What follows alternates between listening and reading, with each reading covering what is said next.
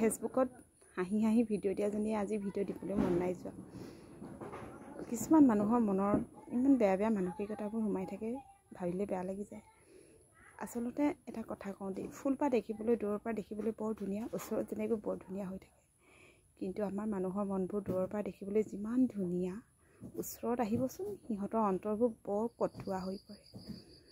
নিজৰ আপোন হওক পৰ হওক, তোমাৰ কিন্তু টকা পইচা নাথাকিলে নিজৰ ঘৰৰ মানুহেও তোমাক চিনি নাপায়। মই এটা কথা ভাবোঁ, মোৰ যদি টকা পইচা নাই, একো নাই, নাথাকক, মোৰ মানুহজন ল'ৰা ছোৱালীকেইটাই যাতে সদায় ভাল কৰি থাকক, মই সেইটো চিন্তা কৰোঁ।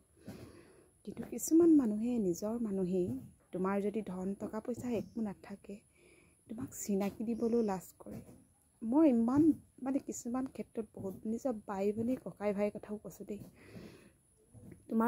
তুমি যদি এখন দুখীয়া ঘৰলৈ বিয়া সোমাই আহা, সেইটো চাগে তোমাক বছৰ বছৰ ধৰি তোমাৰ ঘৰলৈ আহিবলৈ চিনাকি আহিবলৈও টান পাব।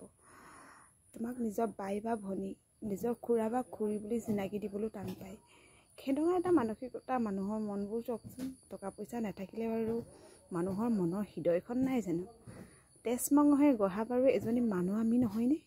টকা পইচা নাই আমাৰ ঠিকেই, কিন্তু আমাৰ মৰম ভাল পোৱাবোৰ একেই হৈ থাকে। আচলতে কোনবোৰ মানুহ বেছি কি বুলি কওঁ, অহংকাৰ হয় মই কওঁ দেই, যিবোৰ মানুহে একেবাৰে ঘৰত একো নাছিলেই জানোবা, নিজে কষ্ট কৰিয়ে লওক চাকৰি এটা বা নিজেই কাম কৰিয়ে লওক, কিন্তু সেই মানুহে কষ্ট কৰি যেতিয়া ঘৰটো বনাব, কষ্ট কৰি যেতিয়া গাড়ী এখন ল'ব, লাহে লাহেকৈ অচিনাকি মানুহবোৰ চিনাকি হৈ ৰ'ব, বা ধন টকা থকা মানুহৰ লগত বেছিকৈ লাবিলাক কৰিব, হাঁহি ফূৰ্তি কৰি থাকিব। আমাৰ নিচিনা সৰু সৰু দুখীয়া মানুহক পাহৰি যায়। এনেকুৱা এটা ভাৱ কৰে ন, অহংকাৰৰ নিচিনা ভাৱ, ভাবিলে বেয়া লাগে নহয়নে? বাৰু যিয়ে নহওক, জীৱনটোত যিমান দিন থাকোঁ হাঁহি ফূৰ্তি কৰি জীয়াই থাকিম। মানুহক টকা পইচাইতো সকলো নহয়।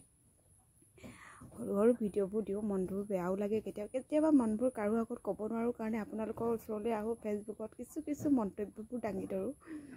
মোৰ বেয়া লাগিলে আজি জানেনে, কাৰণ মনটো বেয়া লাগিছিলে। নিজৰ বাহঁতেই চিনাকি দিবলৈ লাজ কৰে, কাৰণ সিহঁতৰ গাড়ী মটৰ আছে, আৰু নিজৰ বুলি নহয় মোৰ নিজৰ মই বাই ভনী, আমি দুজনী, ভণ্টি আৰু মই আৰু ভাইটি এজন আছে।